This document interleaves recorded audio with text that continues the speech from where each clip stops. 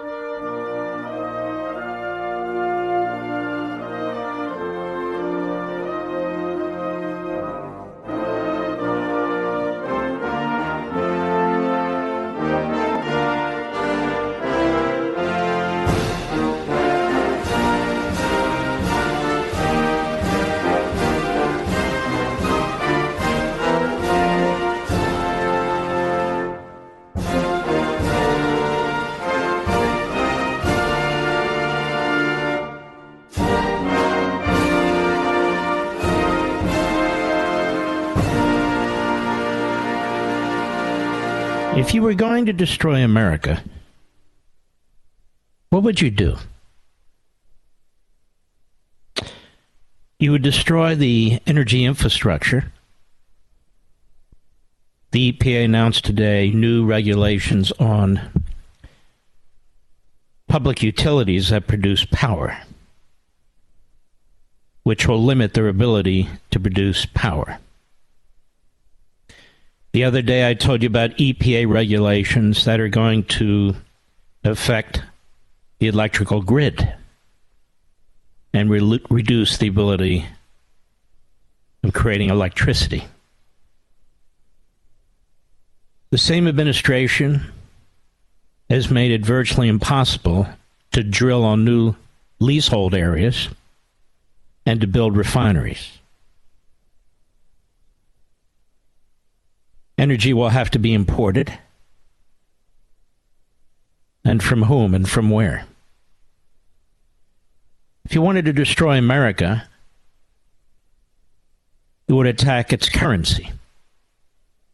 You would create massive inflation, massive debt, massive government spending, and interest on the debt that exceeds the amount of money that's spent on the United States military. You would, through your policies, encourage other countries to abandon the dollar and embrace your enemy's currency, that is, Communist China's. If you wanted to destroy America, you would destroy the combustion engine in the automobile, as we've known it for over 100 years. And you would require manufacturers to build electric vehicles, the material for which is controlled by your number one enemy, Communist China. The batteries of which are controlled by your number one enemy, Communist China. And of course, you would force people into these expensive vehicles, assuming they could afford them, even though there wouldn't be enough electricity to fuel them. If you wanted to destroy America, you go into the public school classrooms at the youngest age, elementary school, and you would teach your kids to hate America. You would teach your kids to hate each other based on race. You would teach your kids to hate capitalism, individualism. You would take merit out of the school system in order to prevent highly intelligent and hardworking children from succeeding. If you wanted to destroy America, you would surgically remove the genitalia or add genitalia to the children of this country without parental notification. If you wanted to destroy America, you would destroy the nuclear family. You would silence parents by threatening them with prosecution. If you wanted to destroy America, you would use the FBI and the Department of Justice to go after your political opponents. If you wanted to destroy your America, you would populate the media with partisan Democrats and ideologues who use their positions to advance an ideology rather than inform the American people. If you wanted to destroy America, you would populate prosecutors' offices with individuals, hardcore leftists, who don't want to prosecute crimes or are funded by a Svengali billionaire by the name of George Soros, who seeks the destruction of America. If you wanted to destroy America, you would open the borders wide to anybody who wants to come. You'd make it impossible to know who is coming. Terrorists, criminals, drug cartel soldiers.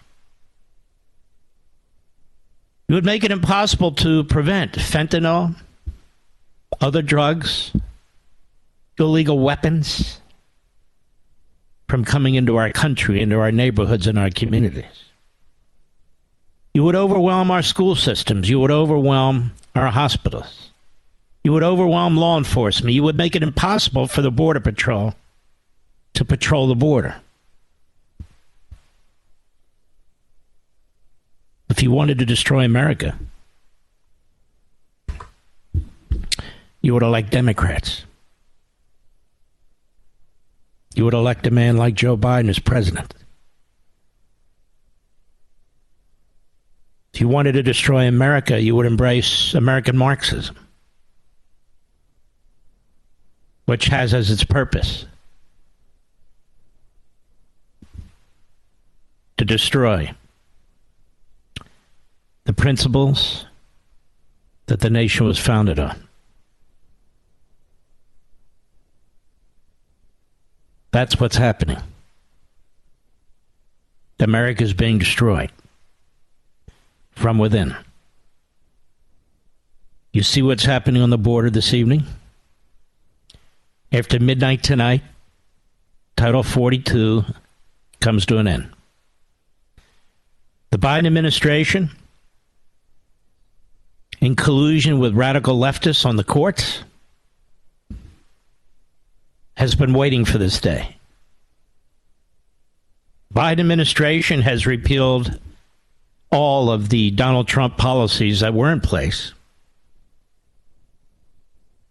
that helped to secure the border. They've stopped the building of the wall at the cost of billions of dollars to the taxpayers. And the steel for the wall is rusting in the Arizona desert. And the goal here is to turn the state of Texas blue, and they will succeed. The goal here is to turn the state of Arizona from purple to blue, and they will succeed. By the time this administration is done in 4 years, there will be at least 10 million, closer to 12 million, new foreigners in this country. Where will they go? What will they do? They have children. Their children will automatically become United States citizens. And as the children get older, Chain migration will be used to bring in even more. Over at Media Matters, they accuse me of supporting the white supremacist view of replacement theory. It's actually the Democrat Party's view of replacement theory. It's Media Matters' view of replacement theory. It's George Soros' view of replacement theory, the sugar daddy behind Media Matters. I'm just an observer. I see what's happening. If you preach that you have a white supremacist nation, a white dominant nation, and that as a result of that, as is taught in critical race theory by DEI and ESG, this society is fundamentally, systemically, and irretrievably racist, well, then your goal has to be to change that and to fix it. How do you change it and fix it? Well, look at the border. I don't believe in a white dominant society. I don't believe in a white supremacist society. I don't believe in white supremacy. I don't believe in any supremacy. But I also object to what the Marxists are doing and have been doing to this country. There's no other country on the face of the earth. There's no other country that's ever existed that has surrendered its sovereignty to anybody who wants to stroll into the country. I can't think of any since the beginning of civilization. Not one. I will tell you that one of the reasons the Roman Empire collapsed, and it lasted 1,000 years, we haven't even gotten to 300 years. And as my friend historian Craig Shirley says, most nations last about 200, 250, 300 years. One of the reasons the Roman Empire collapsed was because people came over the border. They couldn't control any more of their sovereignty. They were overrun. This isn't a theory. This is reality. The country is being destroyed for all the reasons I said. For all the reasons I said. I'll be right back. Mark Levin.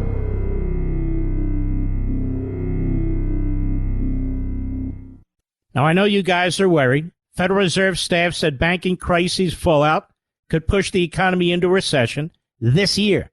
But you can do something about that. Learn how to protect the retirement you worked really hard for.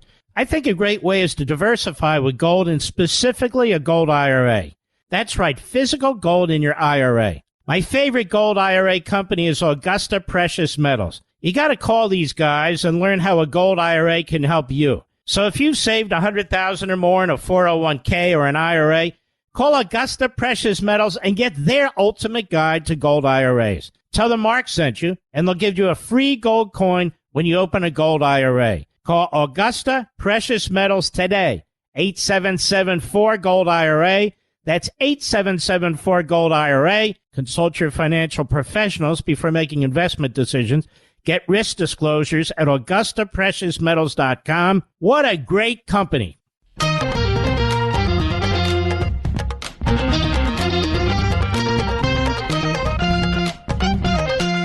I would say this to Chris Christie. How long are you going to run and hide from me? How long are you going to run and hide? You're on Hugh Hewitt's show today. You're on Brian Kilmeade's show yesterday. It's not because I need you for ratings. My ratings will sink if you come on. But I want to confront you. I want to debate you. How long are you going to hide? How many more years? You're out there shooting slings and arrows.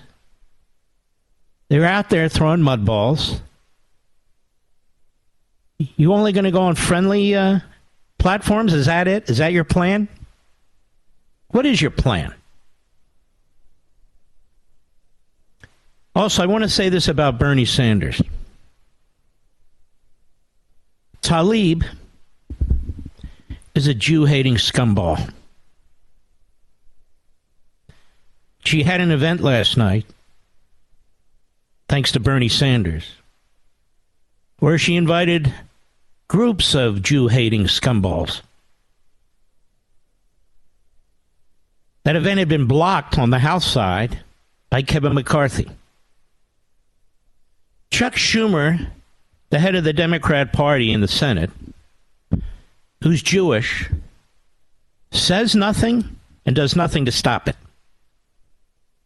Bernie Sanders says he's Jewish because he's Jewish by birth. But typical of Marxists, he hates religion. Bernie Sanders sides with every organization and anti-Semite who attacks the state of Israel. He's a self-hating Jew and a self-promoting Marxist. They exist. He's another coward who refuses to come on this program. But I am sick and tired of that guy being treated like he's just some gentle old man. He is a putrid, vile, cancerous Marxist who could only get elected from Vermont.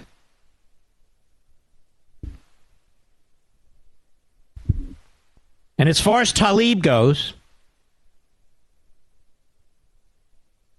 Tlaib hates Jews, wants to extinguish the Jewish state, which means apparently extinguish the Jews in the Jewish state, defends every action by the Palestinians and the Palestinian terrorists. And you'll notice the very same people who hate Israel hate America.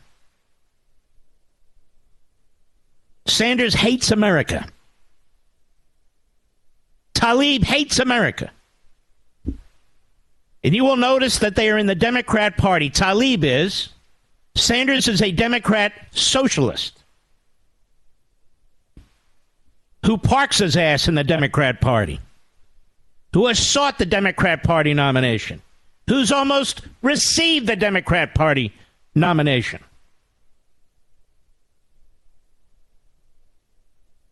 These are two grotesque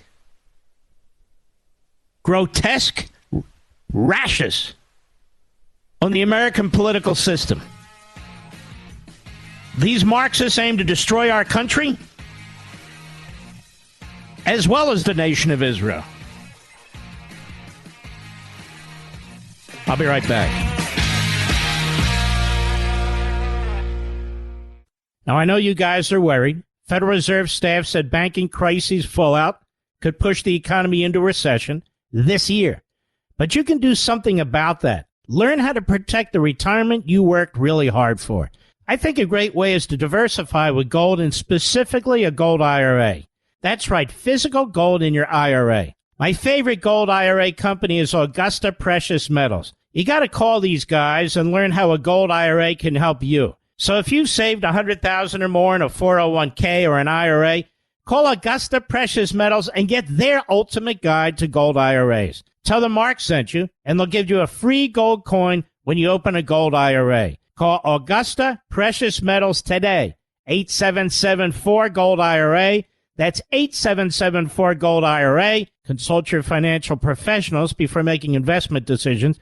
Get risk disclosures at AugustaPreciousMetals.com. What a great company. They call him Mr. Right, Mr. Conservative, and Mr. Constitution. But you can call him Mark at 877-381-3811.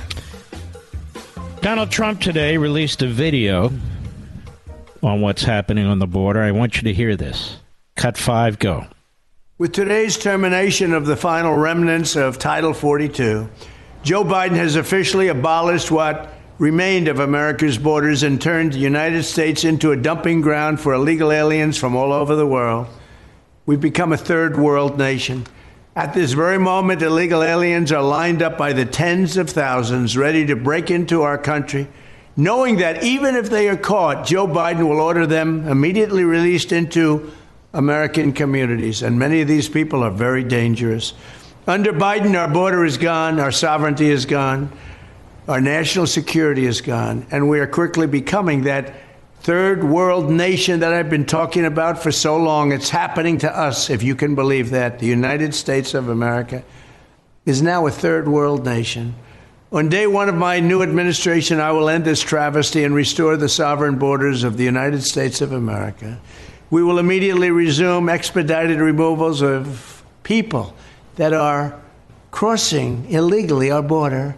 And following the model of President Eisenhower, we will use all necessary federal, state, local, and military resources to begin the largest domestic deportation effort in American history, to send the border violators back to their home countries, and we will do that immediately.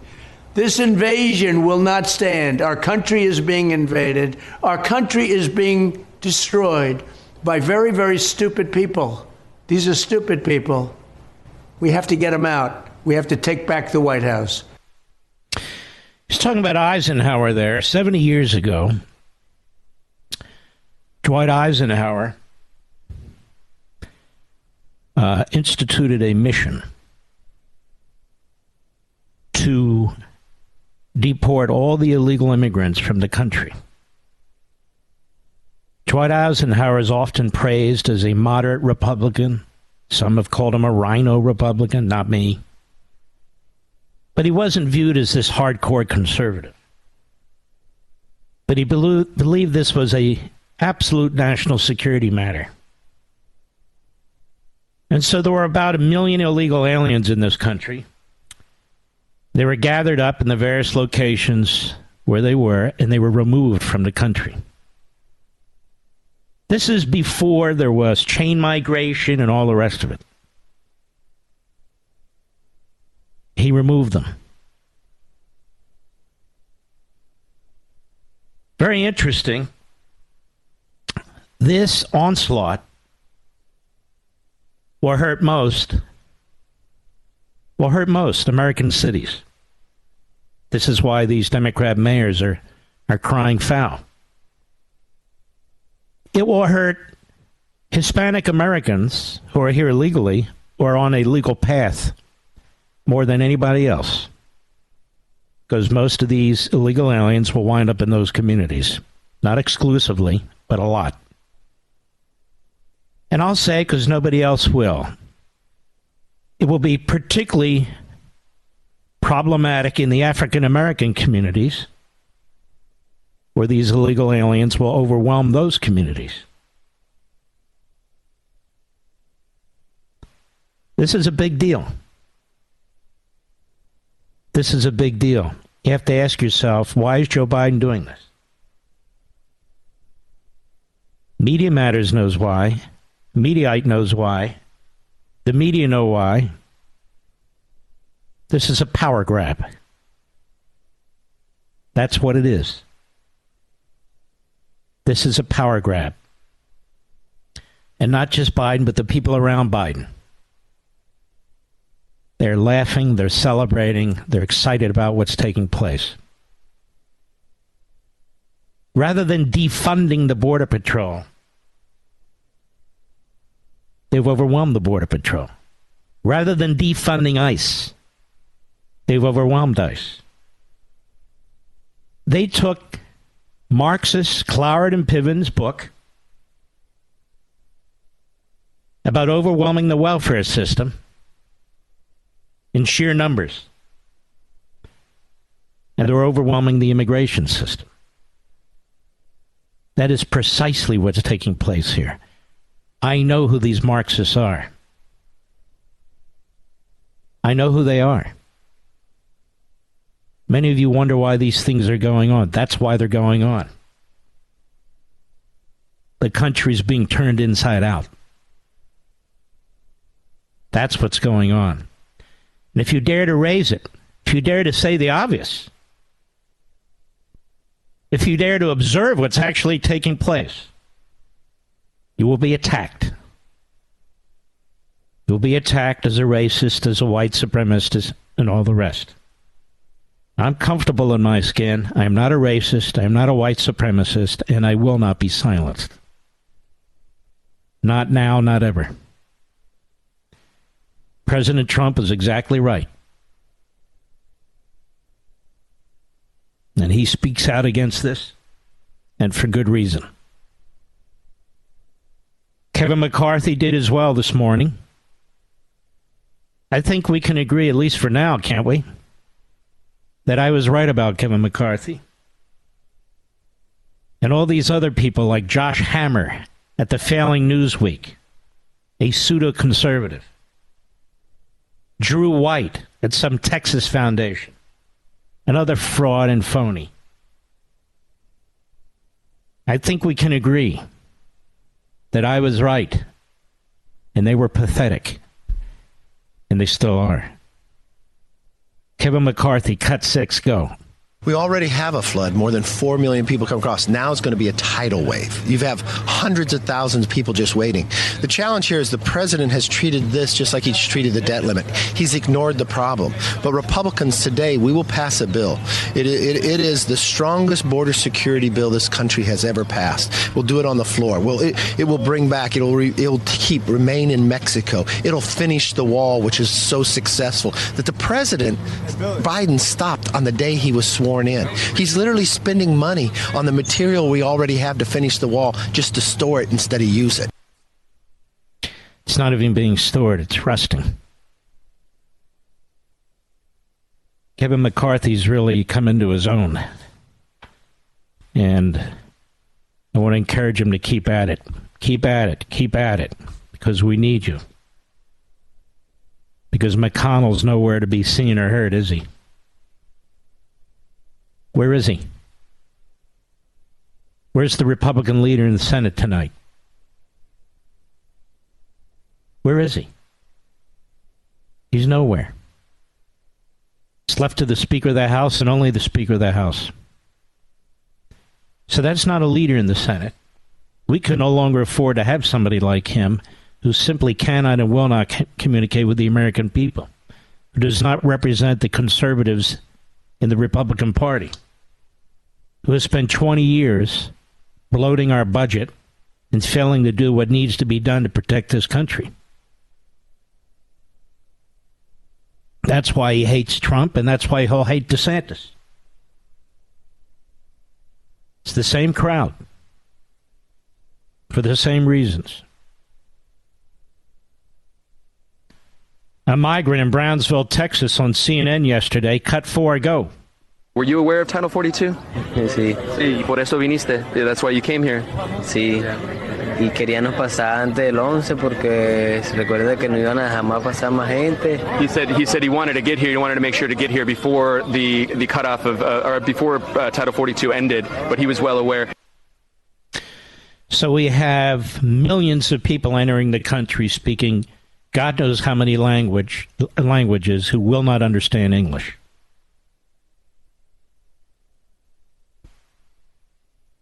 We will not be able to assimilate this number of people into the country because this is anarchy. This is utter chaos.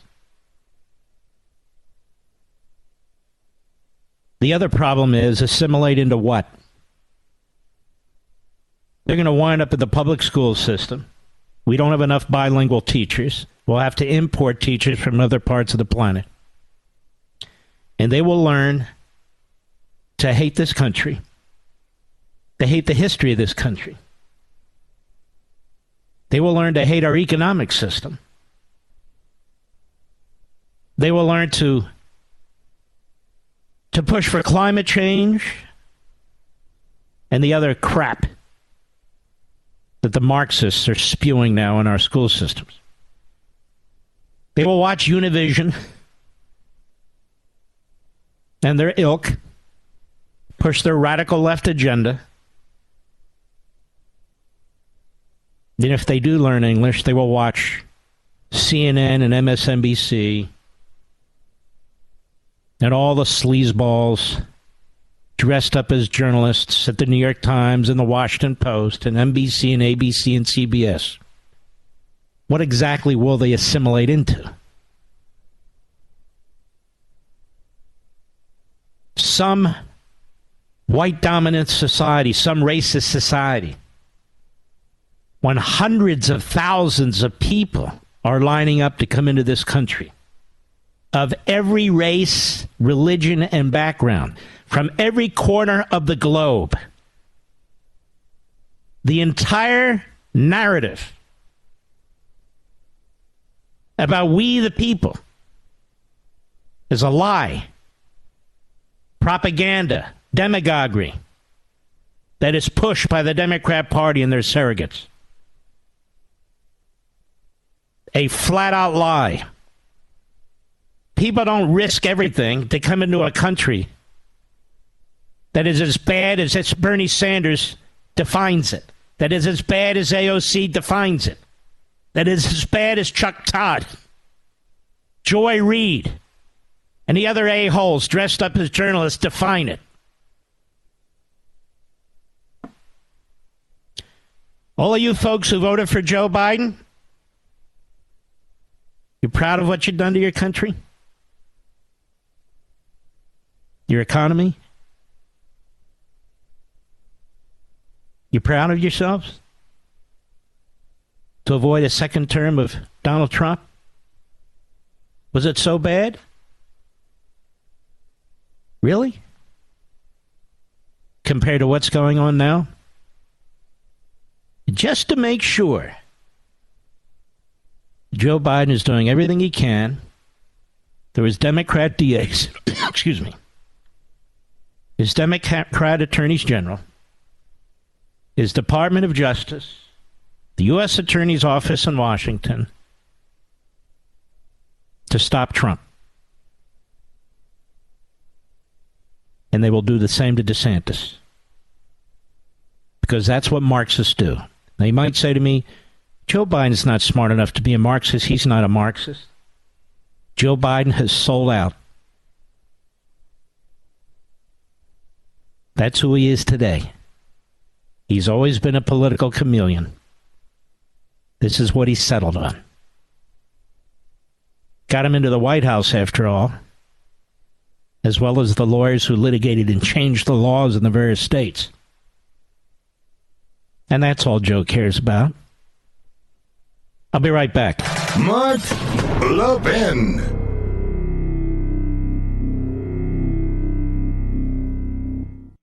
Now, I know you guys are worried. Federal Reserve staff said banking crises fallout could push the economy into recession this year. But you can do something about that. Learn how to protect the retirement you worked really hard for. I think a great way is to diversify with gold, and specifically a gold IRA. That's right, physical gold in your IRA. My favorite gold IRA company is Augusta Precious Metals. You got to call these guys and learn how a gold IRA can help you. So if you've saved $100,000 or more in a 401k or an IRA, call Augusta Precious Metals and get their ultimate guide to gold IRAs. Tell them Mark sent you, and they'll give you a free gold coin when you open a gold IRA. Call Augusta Precious Metals today, 877-4-GOLD-IRA. That's 877-4-GOLD-IRA. Consult your financial professionals before making investment decisions. Get risk disclosures at AugustaPreciousMetals.com. What a great company.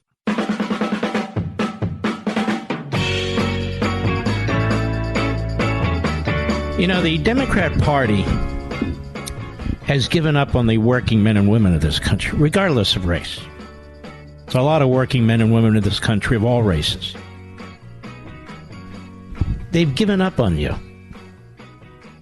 They pretend to support union workers. They don't. They pretend to support blue-collar workers. They don't. They pretend to support small businesses. They don't. They pretend to support the little guy. They don't. They've given up on you. They've given up on you. That's exactly what's taking place right now.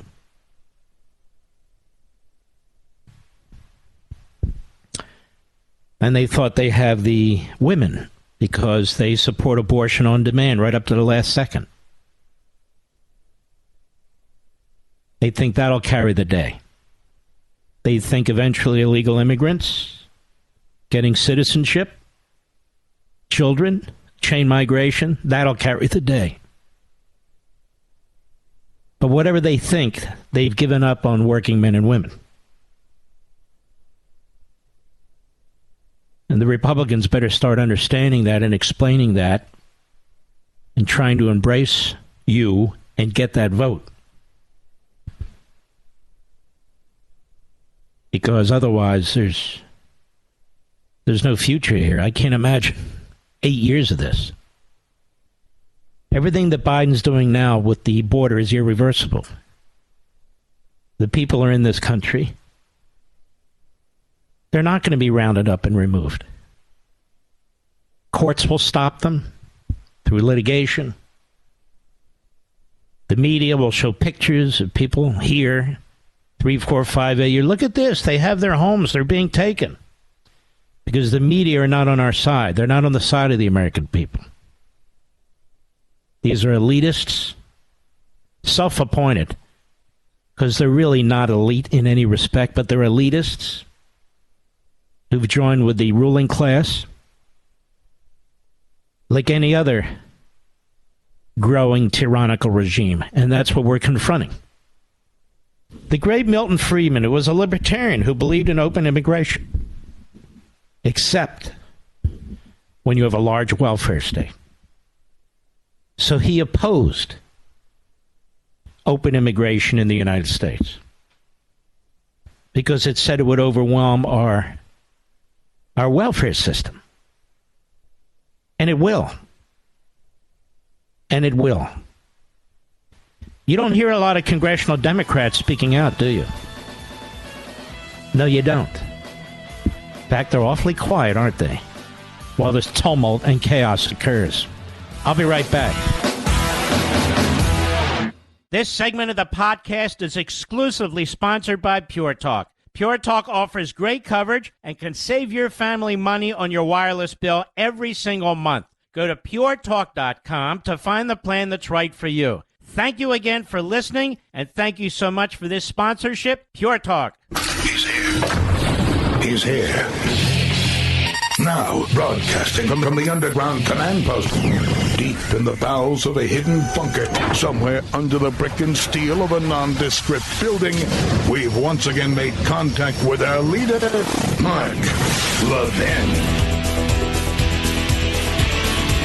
Hello, America. Mark Levin here. Our number, 877-381-3811. 877-381-3811. Senator Cotton will be on in a few minutes. And next hour, Governor DeSantis. I want to play some of this CNN stuff from last night because Donald Trump was unbelievable. He was fantastic, which is why the left is going nuts. The personnel at CNN are going nuts. Mediocreite and Media Matters for Un-Americans is going nuts because he owned the whole place. And it shows you he's not going away. I think they're underestimating him. Let's start with cut 16. Go. Would you give Ukraine weapons and funding if you were elected? I would sit down. Let me just put it a nicer way. If I'm president, I will have that war settled in one day, 24 hours. How would you settle that war in one day? Because I'll meet with Putin, I'll meet with Zelensky. They both have weaknesses and they both have strengths. And within 24 hours, that war will be settled. It'll be over. It'll be absolutely over. Do you want Ukraine to win this war? I don't think in terms of winning and losing. I think in terms of getting it settled so we stop killing all these people and breaking down this country. Now,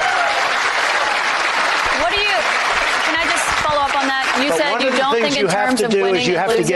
Mr. President, can I just follow up on that because that's a really important statement that you just made there. Can you say if you want Ukraine or Russia to win this war? I want everybody to stop dying. They're dying, Russians and Ukrainians. I want them to stop dying. And I'll have that done. I'll have that done in 24 hours. I'll have it done. You need the power of the presidency to do it. But you won't say that you want Ukraine to win. You know, let me stop here. Hold on. She is so outclassed by him, don't you think, Mr. Producer? She just keeps repeating herself. He already said. He's not going to say he wants one or the other to win. Because if you're president and that's your view, how are you going to get this resolved? I can have an opinion. You folks can have an opinion. But he's saying, look, I want to get it resolved. Go ahead. Say this. I want Europe to put up more money. Mm-hmm. Cut 17. Go.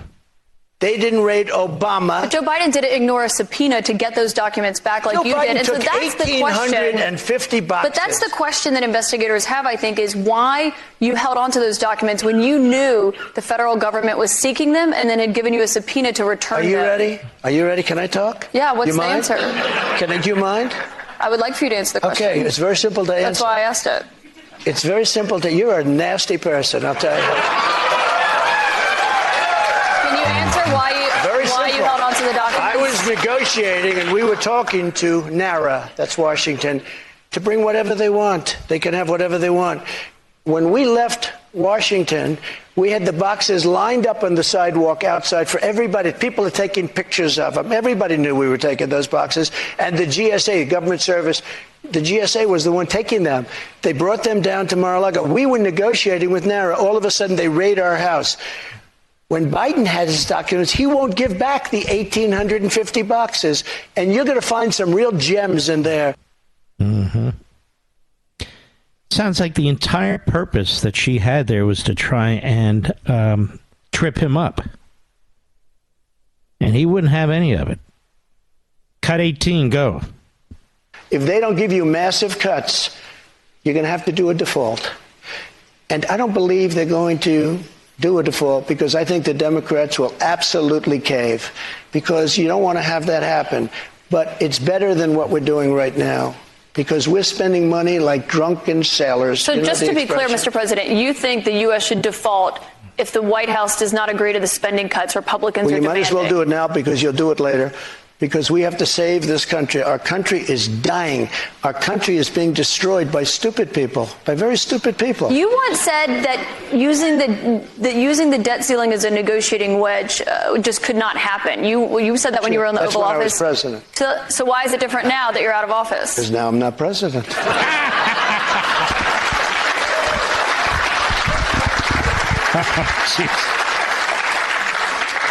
The U.S. defaulting would be massively consequential for everyone in this room, for all Americans. You don't know. It's psychological. It's really psychological more than anything else. And it could be very bad. It could be maybe nothing. Maybe you have a bad week or a bad day. But look, you have to cut your costs. We're spending $7 trillion on, much of it on nonsense. And you see, he understands that money's still coming in. About $350 or so billion every month. There's really no reason to default if it's handled properly. Cut 19, go. Will you pardon the January 6 rioters who were convicted of federal offenses? I am inclined to pardon many of them. I can't say for every single one because a couple of them probably they got out of control. But, you know, when you look at Antifa, what they've done to Portland, and if you look at Antifa, look at what they've done to Minneapolis and so many other places. Look at what they did to Seattle and BLM. Many people were killed. These people, I'm not trying to justify anything. But you have two standards of justice in this country, and what they've done, and I love that question, because what they've done to so many people is nothing. And then what they've done to these people, they've persecuted these people. And yeah, my answer is I am most likely, if I get in, I will most likely, I would say it will be a large portion of them. You know, they did and it'll be very early on. And they're living in hell right now. You see how honest and forthright he is? How straightforward he is? He's not your typical politician, is he, Mr. Producer? Cut 20. Go. one of the big problems was that Nancy Pelosi, Crazy Nancy as I affectionately call her, Crazy Nancy Pelosi and the mayor of Washington were in charge, as you know, of security. And they did not do their job. They're not in charge of the National Guard. You're in charge of the National Guard. Well, I offered them National Guard. I said, we'll give you soldiers, we'll give you National Guard, we'll give you whatever you want. And they turned me down. And in fact, she turned me down. She turned me down in writing. They turned me down. But your acting defense secretary, Chris Miller, at the time, he says you never gave a formal order to deploy the National Guard. But when it came to that day... just the opposite. Chris Miller wrote a book, and he's a fantastic guy, and he was ready to go. They turned him down. If you look, the mayor of Washington, D.C., lovely lady, she said, we don't want it. We don't like the look. Nancy Pelosi said, we don't like the look. If they would have had I offered them 10,000 soldiers. I said, it could be 10, it could be more, but I offered them specifically 10,000 soldiers. If they would have taken 500 soldiers, you wouldn't have had the problem. They turned it down. And if you look at the Inspector General report, he says they turned it down. They made a terrible mistake. He's 100% right. We had Secretary Miller on the program. I've gone through all this with Kash Patel. I read what the Inspector General of the Defense Department said. There's simply no dispute here, which is why the case that they're trying to make against Trump is so preposterous. It's the mayor who turned them down. It's Nancy Pelosi who turned them down. And the president cannot order the National Guard to go there. They have to be requested by the mayor or the governor. Now, he can use the Insurrection Act, I suppose, and send them in on his own. But he hadn't done that at all because his military chief of staff, Milley, would have opposed him. So, I don't know. I think that was a big night for Trump. I'll be right back. Mark Levin.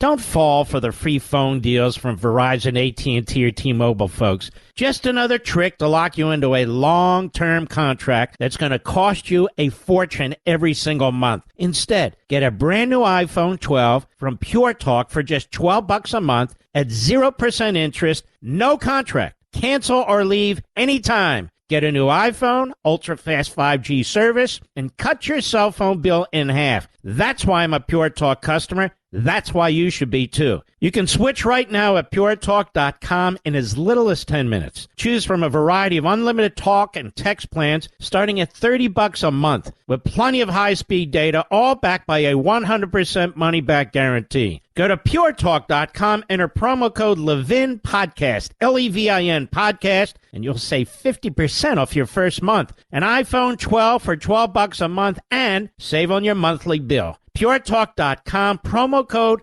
Levin Podcast. Restrictions apply. You can see the site for details. You know, it's a pleasure to have Senator Tom Cotton. I've gotten to know him. He's a very, very good man. He's a man of his word. He's very honorable, and he's a family man.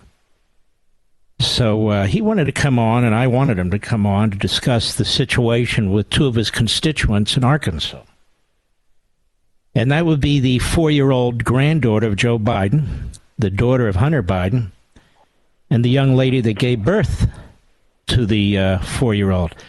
Senator, how are you? And what do you know about this? Well, Mark, it's good to be on with you. I saw your remarks last night on television about this, and you're dead on. The way the Biden family, not just Hunter, but Joe and Jill Biden, have treated this little girl is indecent and disgraceful. I think we all know Hunter Biden's history here. I mean, he hid from process servers for months in the summer of 2018. First time I heard about this case, again, because the mother of his child is an Arkansan, the child's an Arkansan as well. Once he finally was served process and he denied paternity, he took a DNA test, and it's established beyond a shadow of a doubt that he's the father. He and the mother reached a settlement.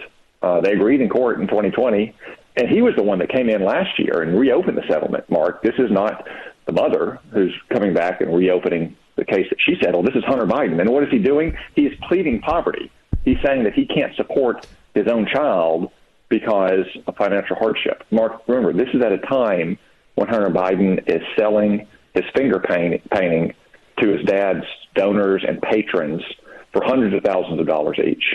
He's living in luxurious mansions all around the country. He's driving fancy cars. He's riding on Air Force One, cavorting with the president in Ireland on a big family reunion trip. It's it's Hunter Biden who started this latest iteration of the lawsuit. And as the mother's lawyer made the point in court just the other day, all you have to do is look at his lawyer's table. I mean, they have a phalanx of lawyers there who charge hundreds of dollars, if not thousands of dollars of hours. Abby Lowell, a Washington, D.C. celebrity lawyer, probably charges more on an hourly rate than most Arkansans pay on their monthly mortgage. But yeah, he's probably $1,200 an hour, that guy, something like that. And you'd probably be lucky to get him at that rate, Mark. And Joe Biden consistently refused to even acknowledge this little girl's existence. Look, I understand this is probably what no one expected or planned for, but Joe Biden, as recently as just a couple weeks ago, once again was celebrating his 6 grandchildren. Joe Biden has 7 grandchildren, but he refuses to acknowledge it. At Christmas time, Mark, they hang 6 stockings over the White House fireplace, not 7. They even hang a stocking for their dog and for their cat, but not for their 7th grandchild. Is it really too much for them to ask, despite the difficult circumstances here, for them to at least acknowledge their own flesh and blood, to reach out to the mother and try to make some effort to be a supporting and caring and loving part of their grandchild's life, consistent with her wishes and her expectations, of course, as the custodial parent? I don't think that's too much to ask. What they're actually doing, and what the Biden smear machine is doing, is deeply unfair to the mother as well. You know, if you listen to Joe Biden's political operatives talking on background and media, they would make it seem like, oh, this was only a one-night stand. And Hunter wrote about this in his memoir and did TV interviews about it. I denied paternity because I was in, a drunken and cocaine-addled rage. So I can't remember anything. But the contents of his laptop make clear that this was not some random one-night stand. It was an ongoing relationship, personal and professional, since she was on the payroll of one of his fake companies for up to 18 months, if not more than that. So absolutely. Starting in the spring of 2017, the laptop makes clear that Hunter's girlfriend, I guess you'd call her, his deceased brother's widow, with whom he was in a romantic relationship, started getting angry because of his relationship with this constituent of mine in Arkansas. The child was conceived in late 2017. There's reports that they even met and Hunter heard the ultrasound before totally ghosting the mother of his own child. But she was on the payroll receiving health insurance through one of his front companies, at least until the fall of 2018. That's over 18 months, Mark, and it probably is a lot longer. Yet Hunter Biden has been out there lying, and Joe Biden's political operatives have been out there lying as well about the nature of their relationship, all for political gain, all at the expense of the well-being of a little girl. You know what's amazing about this, Senator Cotton? I didn't know any of this. It's not really being published anywhere, is it? Certainly not on the East Coast. No, so of course the only 2 outlets that I've consistently seen try to cover this but be stonewalled by the Biden political machine is the New York Post and the Daily Mail. I mean, they've gone so far, Mark, as to ask a very basic question of the president's mouthpiece, the White House press secretary. How many grandchildren does the president have? They won't even answer that basic factual question. And, of course, the media, as always, is acting like a phalanx of bodyguards around Joe Biden and his family because they're afraid that if the American people knew half the truth, a quarter of the truth about the Biden family, that there's no chance he could be reelected in 2024. And they've got to man the ramparts to make sure that Donald Trump or the Republican nominee for 2024 has no chance to beat Joe Biden. You know, Senator Cotton, I think of the little girl, precious little girl, 4 years old. She's brought into the world, really doesn't matter how. Her father won't even acknowledge her. Her grandfather, the president of the United States, won't even acknowledge her. This has to have an effect on a 4-year-old, and it certainly have an effect on this this child when she gets older, right? Well, like I said, it's a very sad circumstance. I'm sure that this is not what anyone planned for, but as you say, Mark, she is an innocent child.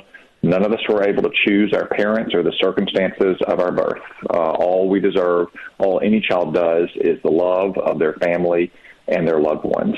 And it's certainly the case that this latest round of publicity is entirely due to Hunter Biden coming back into court, pleading poverty, trying to reduce his child support for his own child at a time when he's selling his finger paintings for hundreds of thousands of dollars. If he had not done that last fall, we might not have heard of this story at all. But now it's a spectacle once again because Hunter Biden refuses to live up to his own agreed-upon settlement.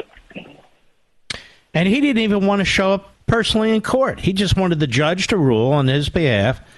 And thankfully, this judge said, no, you're going to come here, you're going to make your case, and you're going to show me some documents. Yeah, that's right, Mark. I mean, this is, a circuit judge in Independence County, Arkansas, no doubt does dozens of cases like this every year. Typically, the clients don't have to show up. Hunter Biden's the one that went in last fall and reopened the case. It was proceeding, she said, normally until about January, and then Hunter Biden began to treat this judge just like he treats the mother of his child.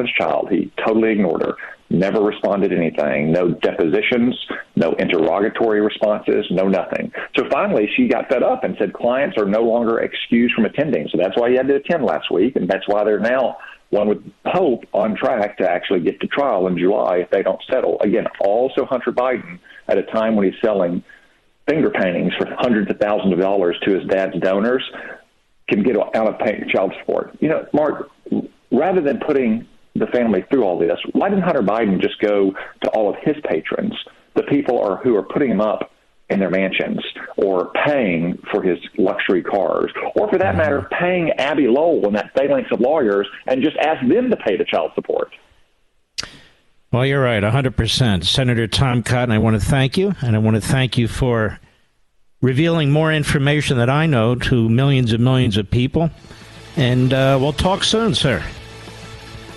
Thank you, Mark. Good to be on with you. God bless. Be well. And we'll be right back.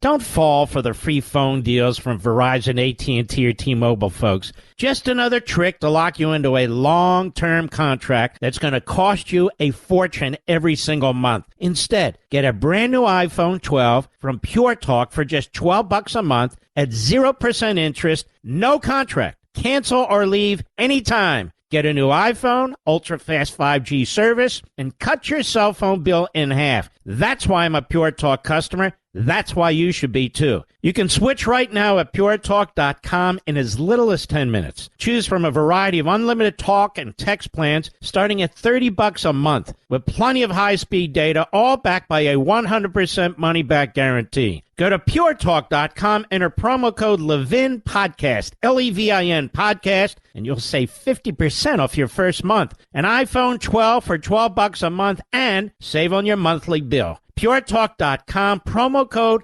Levin Podcast. Restrictions apply. You can see the site for details. Mark Levin, the research arm of conservative media. Call in now, 877-381-3811. It would help if I turn the mic on, Mr. Producer. If you live in a major city in America, I mean a major city, one of the big ones, you need to get out. Former Marine expected to be charged with manslaughter and Jordan Neely chokehold death. Attorneys for the 24-year-old former Marine have said there was no way he could have foreseen that his bid to subdue an alleged perceived threat would turn deadly. Jordan Neely's family says that amounts to a confession. I will say this to Jordan Neely's family. I'm sorry you lost your son, but your son was a disgrace. Your son was threatening people. Your son had been in prison repeatedly. Your son was on a bad track. Your son punching an old woman in the face. Meanwhile, This 24-year-old served his country as a United States Marine. He's now going to be charged with second-degree manslaughter. And God knows if it'll get worse. A good Samaritan. A good Samaritan cannot be sure what's going to happen when he or she steps in to try and protect a subway car full of people. That chokehold that he had on Neely, to be honest with you, I've seen that chokehold when I watch MMA, particularly UFC. I've seen it. But the point is, if Neely hadn't been threatening other citizens on the subway car, none of this would have happened. So I don't know what his family means that it's a confession. But I'm telling you, if you live in that city, or my home city of Philadelphia or whatever, get the hell out. Because once law and order breaks down, and the good guy's the bad guy, there's no hope. And when your fellow citizens keep voting for the same political party that is destroying your city, there's no hope. Get up and get out. Now, some of you can't. I got it. But if you can and you're thinking about it, stop thinking about it. Because this is outrageous. So rather than a hero now, he's a defendant by a Soros DA who will do everything he can to punish this Marine. I'm sick and tired of it. I'm sick of this bastard Bragg. I'm sick of all these left-wing, phony, fraud prosecutors. I'm sick of all these spoiled, liberal, white millennials who protest on behalf of tyranny. I'm sick of it. That's why I don't live among it. Not anymore. Every now and then my wife or another family member says, let's go have dinner in Washington. I said, not me. I want nothing to do with Washington. There's a reason we live 40 miles away. I don't want to go there. I don't want to go into any of these cities. I just don't. Because if somebody tries to hurt me or even more my wife or another family member, I'm not surrendering. And so I know what will happen. Something horrific, or if I manage to protect myself or a family member, I'll lose everything. Because the system is not a just system. System about equity. Which means I can't win. Even if I'm the good guy. Even if it's self-defense. So I don't want to live in a society like that. So I don't want to be in those areas. I don't want to be there. It's that simple. Kevin McCarthy on Fox and Friends today, the Federal Bureau of Investigation, Federal Bureau of the Stasi, does not want any oversight. It is a rogue agency that runs independently of the rest of the government. Any effort to find out what they're doing, they come back with the same repetition, the same propaganda, sources and methods. And then you get knuckleheads who say, well, where's the proof? Where's the proof? Do they not understand what's taking place? Do they not understand what time we're in right now? And of course, it's not Congress's job to come up with the proof. If they come up with information that raises questions, information that meets the criterion for the appointment of a special counsel, that should be enough. Kevin McCarthy, cut 7, go. James Comer, one of your chairmen, revealed a lot of information yesterday, but the FBI is still stonewalling a subpoena on information that might tie the big guy, Joe, to these family dealings that were revealed at the press conference. What do you do about that? That's unacceptable. I'm going to call Director Wray today because we have oversight of the FBI. We have the right. Comer is simply following information that he has found. We should find all the information. Isn't it quite interesting that foreign countries give millions of dollars to different LLCs that trace down to the entire Biden family, to grandchildren? What are they doing? Why are you hiding money that direction? And why is foreign money coming from other countries while he's in office? What are they doing? 170 suspicious activity reports. I mean, one is bad enough. Yeah. Who has that many? And why would you hold that information back? You're protecting. You'd want all in the open. And as a member of Congress, it doesn't matter if this person is Republican or Democrat. We have oversight of the FBI. If the FBI at any time thinks they could withhold information from Congress, we have a severe problem on our hands. And I think we do. And I think you're right, Mr. Speaker. And you're right to take them on. This is disastrous. They think they can do whatever the hell they want because there's no oversight. And now the Republicans are in town and they say, oh, yes, there is. We subpoenaed the information. Oh, sources. Sources. And practices. We don't trust the FBI. If we trusted the FBI, it'd be fine. The FBI had already opened an investigation, it'd be fine. The Attorney General had already appointed a special counsel, be fine. What does it take to appoint a special counsel other than if your name is Trump? Well, we have one in the documents with Biden. That's a joke. You don't hear a damn thing about it. They appointed a lackey, a nobody. But this is a big deal. 20 shell corporations. For what? Millions and millions of dollars flowing into these shell corporations to 9 Biden family members, including 3 grandchildren. So they set it up for the grandchildren. Grandchildren didn't do anything. It was just a way to spread the money around. 5 banks. What do you need 5 banks for? And why are you taking money from the communist Chinese, our enemy, while your dad is vice president of the United States? I talk about this on Life, Liberty, and Levin in my opening statement. I hope you'll watch it on Sunday. It's Mother's Day on Sunday. On Friday, I wish all of you a wonderful Mother's Day. But I hope you'll watch it on Sunday. It's a very important show. You can always DVR it. While it's front of mind, I would encourage you to DVR it now, 8 p.m. Eastern. We have Josh Hawley on, who is fantastic.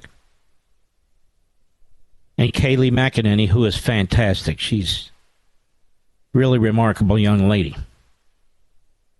And we have, and will have, fantastic discussions about the culture, what's happening to the culture. And as you know, the culture goes, everything else goes. Everything else follows. So Life, Liberty, and Levin is a very unique program. The format's very unique. We stick to our principles. I stick to my principles no matter what. I've never had a problem with that. So I hope you'll check it up, check it out. As I say, if you're out Sunday night, I totally understand it, but set your DVR, and you can watch it when you come back. It's like podcasting. A podcast you can listen to any time. Well, if you can't watch, you can't listen live or we're preempted, you can always hear us on the podcast, right? Well, same with TV. If you can't watch us live and you're doing something else, you can record it on your DVR and you can always watch it. I'll be right back. Mark Levin.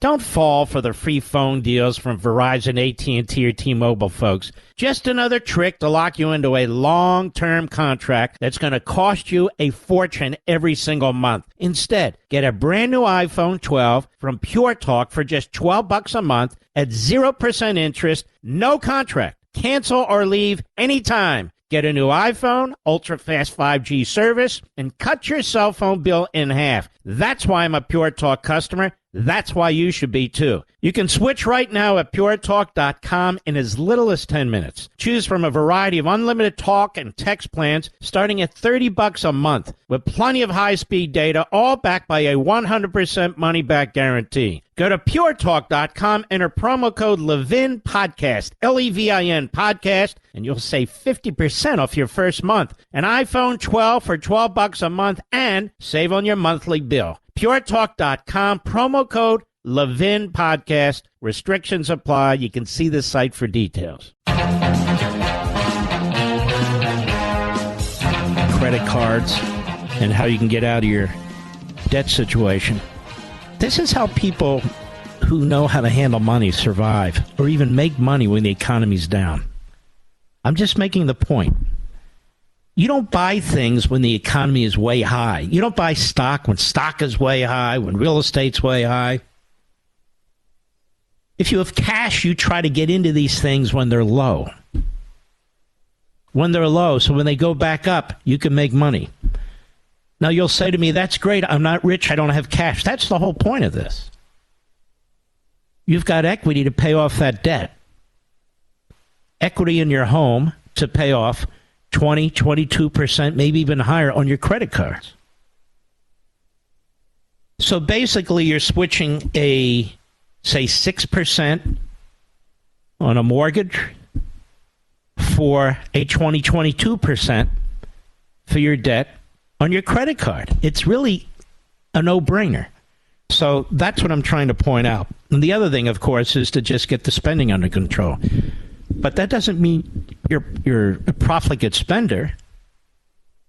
You may need to use your card because you don't have any other money to buy food and groceries. You know, that sort of, I got it. I get it. I'm just making the point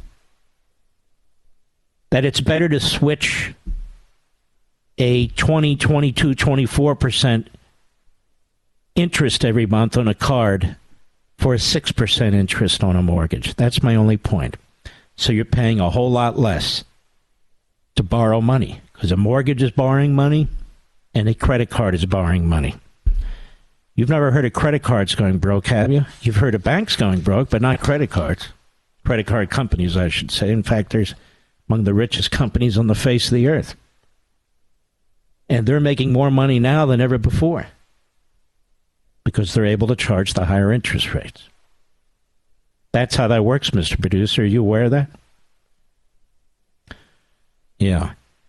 We're going to have Ron DeSantis on next hour. A good man. You know, the thing is this. You live in the state of Florida. You don't have to keep looking over your shoulder. What do I mean by that? You know that you have a governor and now an overwhelmingly Republican legislature that's not going to try and steal your money. That's not going to try and regulate you out of business. That's not going to allow the teachers' unions to teach your children things that they shouldn't be teaching them. That they're going to fight illegal immigration. That they're not going to raise your taxes. They're not going to institute a state income tax. That's what it's like, America, when you have a governor like DeSantis and a legislature like we have in Florida. You don't have to worry about your Second Amendment rights. You don't have to worry about the federal Constitution being trashed. If you defend yourself legitimately, self-defense, or if you're a good Samaritan who conducts him or herself properly, you don't have to worry about what's taking place in New York City because you're in Florida. And there are other states similar to this, but not as good as this. I'm just being honest. That's why it's important to have a DeSantis. That's why it's important to have a huge majority Republican legislature. And that's why people are moving to Florida. I'll be right back.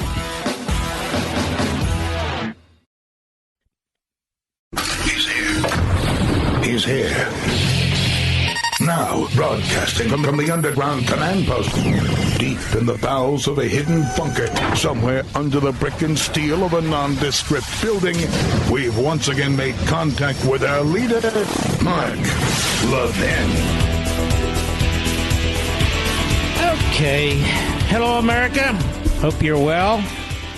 Our number is 877-381-3811, 877-381-3811. The Biden White House says it can expel reporters who don't act professionally, raising First Amendment concerns. Remember Jim Acosta? Jim Acosta was a reprobate, an intellectual lightweight. He was sort of a kamikaze reporter. He would go into these presidential press conferences with the purpose of disrupting them. He was literally sent in there to disrupt the press conferences by Jeff Motherzucker. And that's what he did. So other reporters couldn't ask questions. But more important than that, the American people couldn't find out what was going on because Jim Acosta kept accosting the president. So they threw him out. Remember the uproar? The uproar by the Praetorian Guard, Democrat corrupt media? Remember they went to court and all the so-called professional journalism and media organizations participated? Remember all the phony arguments made, even though CNN still had 4 or 5 reporters at the White House? Remember the idiot judge? I think it's this Judge Kelly, as a matter of fact.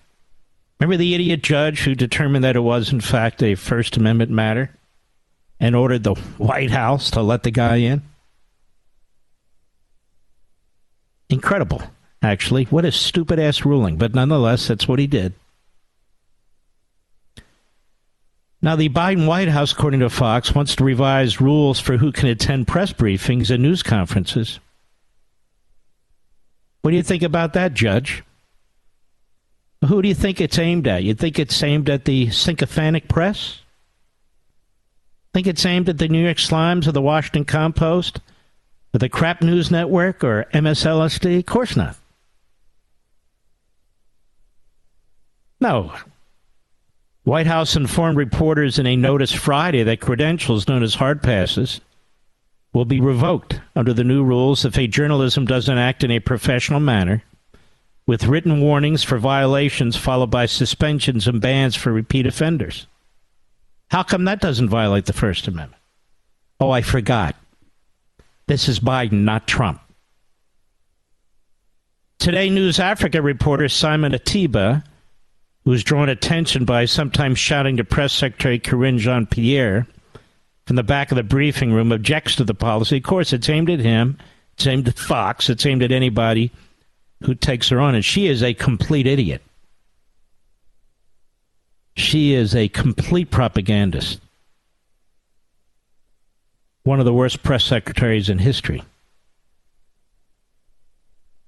Washington Post noted that the rules represent the Biden White House's attempt to establish a code of conduct to avoid the legal jeopardy that the Trump administration ran into when it banished CNN reporter Jim Acosta and journalist Brian Curran, whoever that is, from the White House complex in 2018 and 19. It's good to hear that the White House is looking to establish some objective standards governing White House press passes, says Ted Boutros, the lawyer who defended Acosta, told the Post, but he called the proposed rules unduly vague. I know who Ted is. He used to work with Ted Olson, who used to be a friend of mine. I never hear from the guy anymore since he's moved hard left. But Ted Boutros was always a Democrat, as I recall, but I could be wrong, but who cares? Why would I care what he has to say? Why would I care what he has to say? Look how he tries to draw distinctions between Trump and Biden. Pretty incredible. Acosta, who literally disrupted the press conferences, wouldn't sit down. In 2018, Acosta's hard pass was suspended after a contentious back and forth with President Trump during the press conference. At one point, Acosta refused to concede the microphone to a White House aide. There was a brief contact between the two. Remember that, Judge Kelly? I think it was Judge Kelly. Remember that, Judge? Was that okay? CNN filed the federal lawsuit against the Trump administration, demanding that it restore Acosta's press credentials. Fox News announced that it would support CNN's efforts. Too bad. Shouldn't have. Trump administration countered CNN's motion, saying Acosta disrupted the fair and orderly administration of a press conference when he refused to give up the microphone. But a federal judge dismissed the Trump administration's claim and restored Acosta's credentials. Now, that federal judge would not tolerate such behavior in his courtroom. Well, you better shut up and sit down, and you only answer when you're asked to call, when you're called upon. Judges are very funny about that. They run their courtrooms like dictators. And nobody wants to get on the wrong side of a judge or you lose your case. I'm sure that's the same with this judge. Funny, isn't it? No, not really. So that's what the White House is up to. Its constant effort to control and censor media. You know, with its disinformation board. It's got another one going, by the way. The Intercept has revealed it. Interesting. Hunter Biden. Remember him? Well, there's new information out right now. Hunter Biden and ex-wife Kathleen Boulos, B-U-H-L-E-S. Their divorce attorneys were aware of Romania deal payments. Now, why is that important?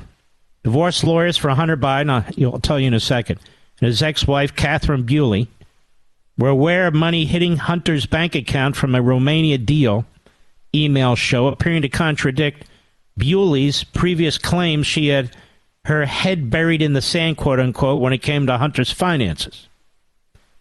During a press conference Wednesday, House Oversight Committee Chairman James Comer revealed Bewley was one of several Biden family members to get money. According to a 2016 and 2017 emails from Hunter's abandoned laptop, divorce lawyers for Hunter and Bewley were aware of payments from a Romania deal, quote-unquote, and discussed how it should be divided among the two parties. Rebecca Sullivan, who was representing Buell during the divorce proceedings, appeared frustrated in December 15, 2016, with Hunter's lawyer. So the ex-wife wanted in on the action, too. She'd be a good deponent if you're the Republicans on the Hill. Money spreading out everywhere to everybody. But over there, CNN wants to know, what's your proof of a link that Joe actually did anything for the money? No. Look, she's right. Let's just admit it. Consider she's right. The communist Chinese are well known to be philanthropists. So they just, they just decided, poor Joe and his offspring and his offspring, what the hell, they need money. The kid's a crackhead. He's running around with prostitutes. He's impregnating people and then denying that he did. This poor guy, he goes out, he gets a gun, he lies on his form. He doesn't register as of a foreign agent. He's down on his luck. So the communist Chinese sit there and they say, you know what? Let's just give the Bidens tens of millions of dollars. Why not? We won't ask anything. We don't want anything. We don't know anything. Just give them the money. Let's be charitable. We don't have to worry about tax deductions or anything. We are the Chinese Communist government, but let's just be charitable here. Give the Bidens money, lots and lots and lots of money, but don't ask for a damn thing. Isn't it amazing to you, America? The complete lack of common sense and inquisitiveness by the modern American media, that they're such complete partisans and sellouts. They're so thoroughly corrupt politically and ideologically. that they let this stuff sit? Isn't it amazing that there haven't been editorials written demanding that the Attorney General of the United States appoint a special counsel? No pressure whatsoever from the American media, none. I've seen it before in the past where they demanded special counsels left and right, and they demanded it on Trump, and there was no information. But here, they don't even cover the story. Oh, it's the Republicans again. Oh, yeah, snooze, snooze. And media, that's why you're hated. And that's why many of your platforms are dying. Why would you buy the Washington Post or the New York Times? Why would you go on their sites? I don't even use them. The only time I use them is when people send me stuff. I don't go there. What am I going to do? Or I'll go there to attack them, but certainly not to get real information from them. I'll be right back. Mark Levin.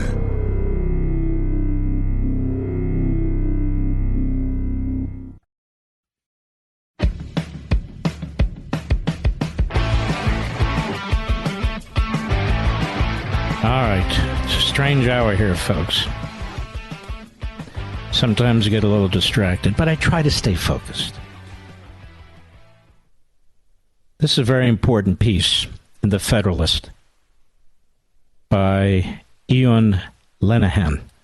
Conservatives get busy ballot harvesting or get busy losing. He's exactly right. Joe Biden has announced he will seek re-election. This comes as he's experienced the lowest approval ratings of his presidency, or really any presidency. Former President Trump or Florida Governor Ron DeSantis will most certainly be the GOP nominee. And the blunt reality, however, is that regardless of who the GOP puts up against Biden, they will lose if the party isn't prepared to get down in the mud and beat the Democrat National Committee at their own dirty game, ballot harvesting. Please listen, I agree with this 100%, and I hope the RNC's paying attention. The 2020 election left conservatives shell-shocked. How could Trump lose to a supposedly senile candidate who spoke to tiny, lackluster crowds? The consensus for many was that it had to be cheating, which led to persistent claims that the 2020 election was stolen and so forth. Raging against an illegal election is cathartic, but it doesn't get to the root cause of Trump's loss. While voter fraud exists, the reality is, he says, there was no massive election fraud. The DNC simply worked harder, played dirtier, bent every rule, and didn't care about how they looked as long as they won. He says it is a mentality that the Republican National Committee will have to adopt. In politics, it's better to be a dirty winner than a gracious loser. So what will winning require in 2024? The first step is to get meaningful voting integrity legislation passed in time. That I agree with. Banning zuckbucks. They did that in Florida. They need to do that in other states. One of the most actionable and essential recommendations is passing the end of Zuckerbucks, which would stop tax-exempt organizations from directly funding official election groups through donations or donated services.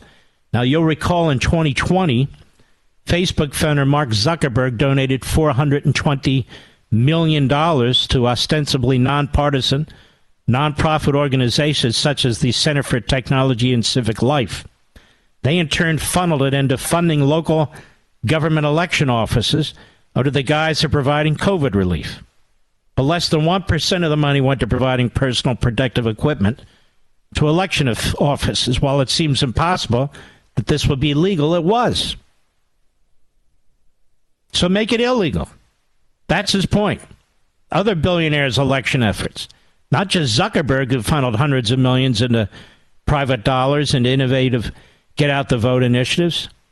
Craig Newmark and George Soros also exploited grassroots and non-traditional means of swaying the election, and they're going to do it again in 2024. Soros spent roughly $500 million on DNC causes, dispersing his donations through a complex web of nonprofits to obscure its origins. Wow, sounds like the Biden administration. Newark spent approximately $200 million in the run-up to the 2020 campaign, for example, funding the Lawyers Committee for Civil Rights Under Law organization, which pushes suing for expanded mail-in voting and opposing voter ID laws. Soros and Newmark had spent millions of dollars targeting minority communities, immigrant communities, to get out the vote over the past two election cycles. Both understand non-white ethnic minority groups in America favor the DNC. Door-to-door efforts he talks about. Conservative super PACs need to spend money putting boots on the ground in battleground states. This isn't like the good old days when the pastor, a local pillar of the community, drove the elderly to the polls out of his love for democracy and pride in the right to vote. Sure, some do that. But PACs need to pay professional, persuasive, well-trained individuals to go door to door to harvest as many ballots as legally allowed. Laws vary from state to state. In Pennsylvania, for example, those qualifying for an absentee ballot must authorize in writing a representative to return their ballots if they don't do it themselves. In Arizona, a designated caretaker can return absentee ballots. So in reliably red states, in these states, there needs to be a designated RNC outreach representative in every care facility, hospice, hospital, and retirement home who's registered to return ballots. An obvious solution to finding individuals to go door to door to register first-time voters, sway independents, and ensure strong youth turnout. Only 50% in 2020 is to recruit college kids to be RNC members. Weaponized local election office staff need to coordinate doorstep ballot curing and signature witnessing on absentee ballots. While there are useful legislative steps being taken at the party level to ensure election integrity for future elections, the reality is if the RNC wants to be competitive in 2024, needs to get busy harvesting or get busy losing. Get busy harvesting or get busy losing.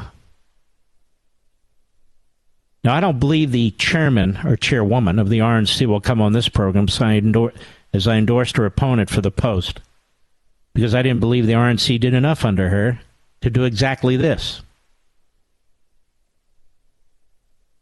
But the question is she doing this? Because this is money well spent. The grassroots. Ballot harvesting. That's what needs to be done. That's what has not been done. When I come back, the governor of Florida is scheduled to appear. I'll be right back. Mike Levin, the thunder on the right. Call in now, 877-381-3811. Governor Ron DeSantis, how are you, sir? I'm wonderful, Mark. How are you doing? Very well, thank you. I wanted to discuss a few things with you.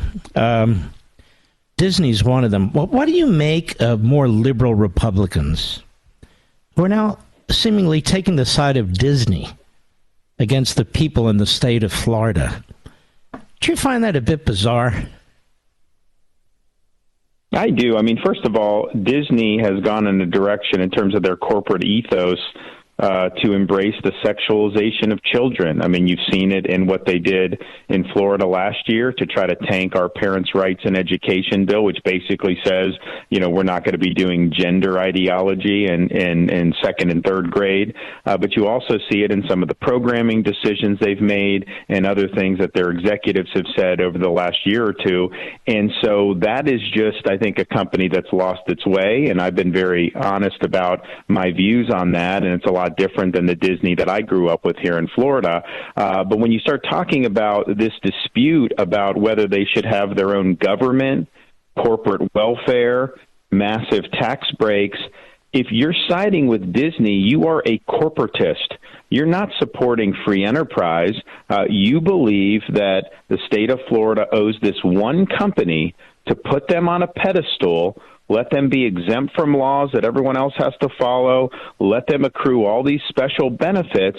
And somehow that is what a free market is all about. You and I, Mark, both know that is not the case. They had a deal that was really indefensible. And so what we've said and done is say, you know what? Disney's not going to have its own government. They're going to live under the same laws as everybody else. They're going to pay their fair share of taxes, and they're going to pay off the municipal debt that they racked up.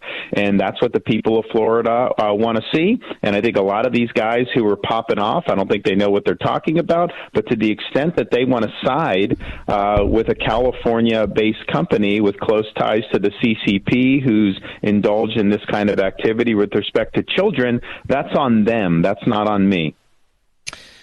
Very well put. And, it also tells me that they don't have the guts to take on the culture wars. You're fighting them. You're taking them on. You know the media are going to attack you. You know that the left flank of the Republican Party is going to attack you. The Democrats are going to attack you because they're used to rolling over on these culture wars. I don't see that the former governor of New Jersey fought the culture wars. I don't see the current governor of New Hampshire doing a damn thing about it. I don't see the former governor of Arkansas having done anything, let alone fight the culture wars.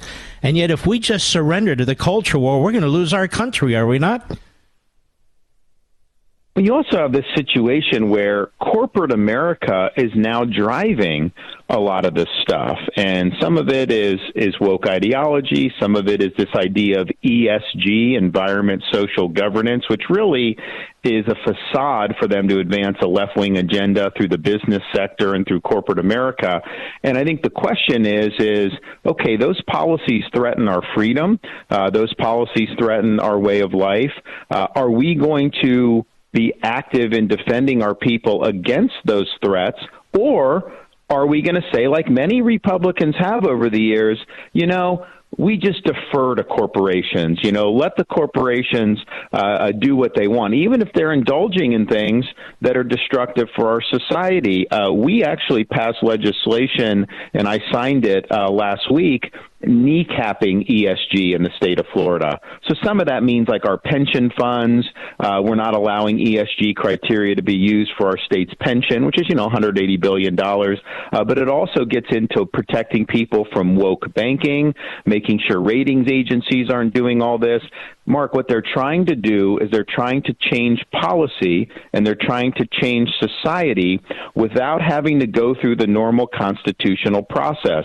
So when we're standing up to these big entities, we're basically saying no social or economic transformation without representation. Mm-hmm. Let's talk about what's going on after midnight tonight with this Title 42. I can't think of another country on the face of the earth that would do this to itself, that would have a completely open border where we're going to have millions of more people coming into the country. We don't know who they are. It's impossible to vet them.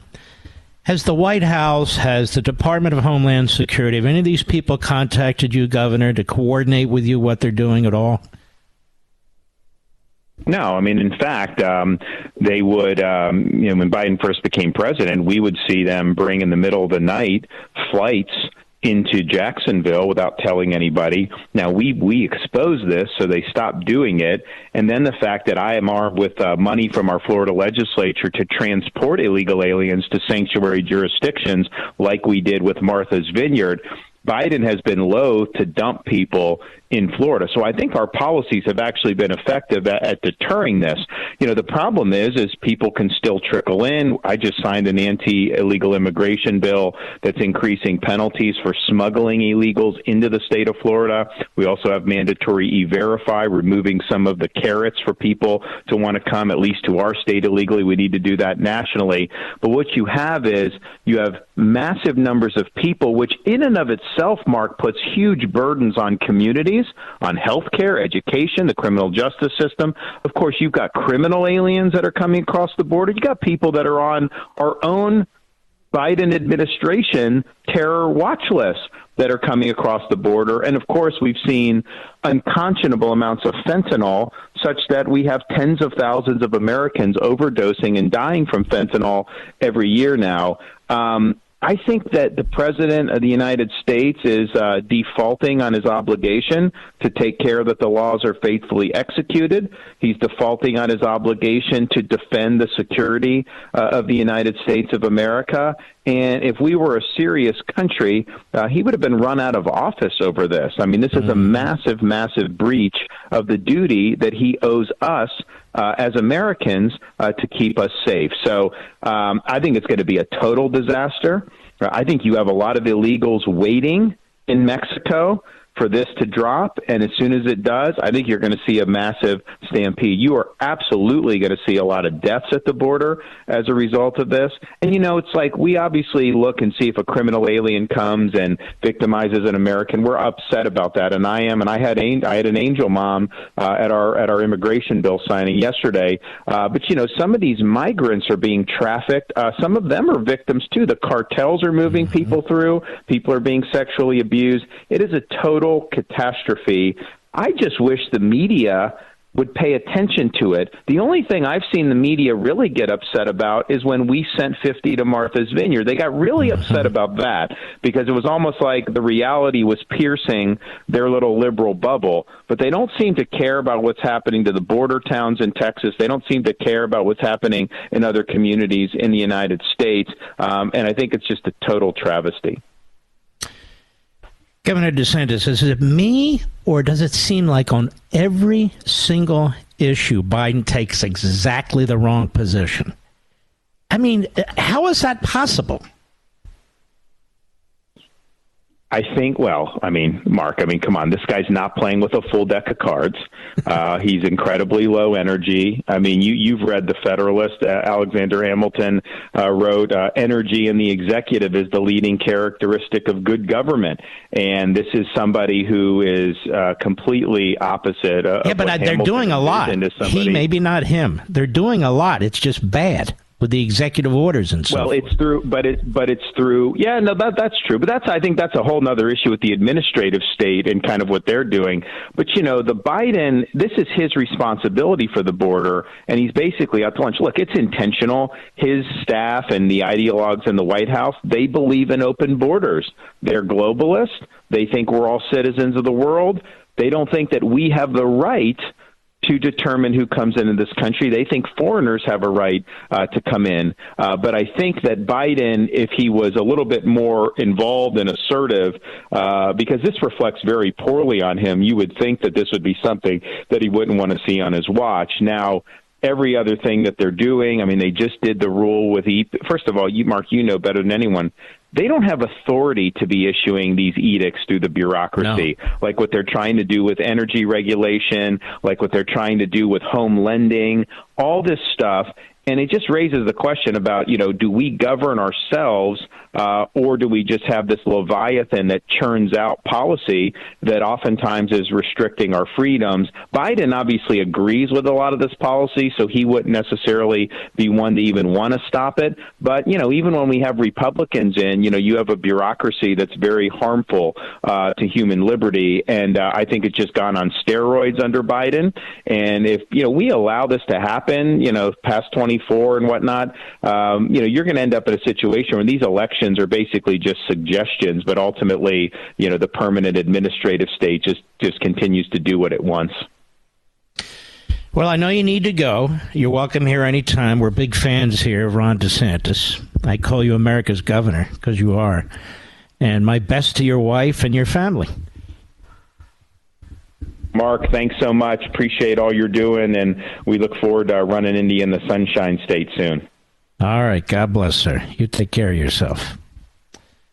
He's a good man. Very, very good man. I'll be right back. Mark Levin.